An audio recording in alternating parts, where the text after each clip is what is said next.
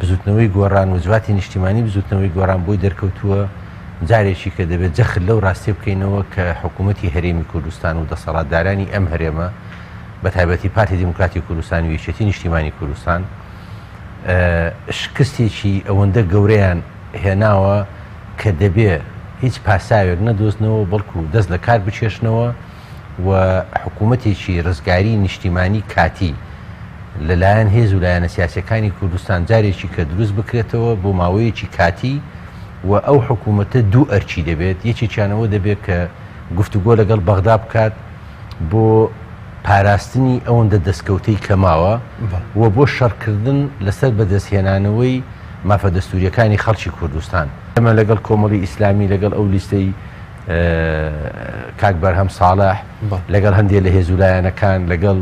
بەشێ لە سەرکردایەتی و کادرەکان و فەرماندەکانی یەکێتی نیشتیمانی قسەمان کردووە و پەیوەندیمان بە هەندێک لە پێکاتەکانی تری تورکمان و ئاسووری و هێز و لایەنەکانی کە ژماری کورسیشیان کەمە لە پارلەمانی کوردستان پەیوەندیمان پێوە کردوون و ئێمە دەمانەوێت ئەمە بگەێنینە هەموو هێز و لایەنە سیاسیەکان کە دەبێت ئێم حکوومەتی شکستی هێناوە دەست لە کار بچێشێتەوە حکوومەتیستان دەست لە کار ناکێش دەست لە کار ناچێشنەوە ئێمە بژاردەی ترمان هەیە ئێمە جادەمان هەیە بەڵێ ئێمە جادەمان هەیە ئێمە احتیسامی مەدەنیمان هەیە ئێمە دەتوانین لەگەڵ زلهێزەکانی دنیا کە کاریگەری لەسەر بڕیاری پارتی و یەکێتی هەیە بە تایبەتی پارتی قسە بکەین ئەم بەیانەی پارتی دیموکراتی کوردستان و تەسریحاتی بەشێک لەو برادرانەی سەرکردایەتی پارتی دیموکراتی کوردستان بە هەموو واتایەک دەچێتە ئەم تعریفە ئەم پێناسەی گەوجاندنی خەڵکی کوردستان ئەگەر ئەوان دەیانزانی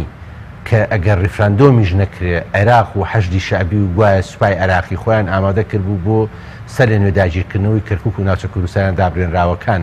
ئەیکەیان دەیانزانی ئەوەیە بۆ هیچ هەنگاوێکیان نەنا بۆ ڕێگریکردن لەوە بۆ بە ئەمریکایەکانیان نەوت بۆ هێزی پێشمەرگەیان ساز و ئامادە نەکردبووی بتوانن لە بەرامبەر ئەم پەلامارەی عێراق خۆیان بگرن هەموو دەلیلەکان هەموو ئەو بەڵگانی کە لە بەردەستە هەموو ئاماژەکان ئەوە دەسەلمێنێ ئەگەر ڕیفراندۆم لەم کاتە لە دژی خواستی ئەمریکا لە دژی خواستی زلهێزەکانی دنیا لە دژی خواستی خەڵکی کوردستان و دۆستەکانی گەلی کورد نەکرابایە ئەم کارەساتە بەسەر گەلی کورد زۆر باشە بەس عینی دەستە و دایرە عینی ئەم حکوومەتە عینی ئەو دەموچاوانی ئەم شکستیان هێن خواردو و شکستیان بەسەر گەلەکەمان دیاهێناوە ئەوانە بچن لەگەڵ حکوومەتی بەغدا گفتوگۆ بکەن شکستێکی گەورەتر